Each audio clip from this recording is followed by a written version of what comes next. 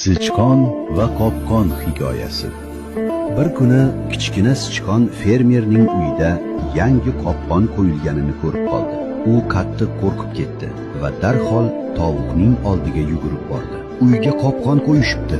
Hammamizga xavf tug'ildi. Tovuq esa beparvo javob berdi. Bu sening muammoing, sichqon. Menga buning hech qanday aloqasi yo'q. Sichqon keyin qo'yning oldiga bordi. Iltimos, yordam ber. Uyda qopqon bor. Qo'y bosh chayqab dedi. Senga achinaman, lekin bu mening tashvishim emas.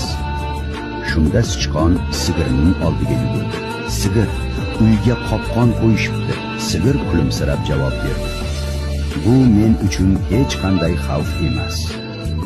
Kechasi esa kutilmagan voqea yuz berdi. Qopqonga ilon tushib qoldi. Fermerning ayoli uni tekshirmoqchi bo'lganida ilon uni chaqib oldi. Ayol og'ir kasal bo'lib qoldi. Unga sho'rva pishirish uchun fermer tovuqni so'ydi. Kasallik uzoq davom etdi. Qarindosh urug'lar yordamga kela boshladi. Mehmonlarni ovqatlantirish uchun fermer qo'yni so'ydi. Ayol vafot etgach, dafn marosimi xarajatlarini qoplash uchun fermer sigirni sotishga majbur bo'ldi.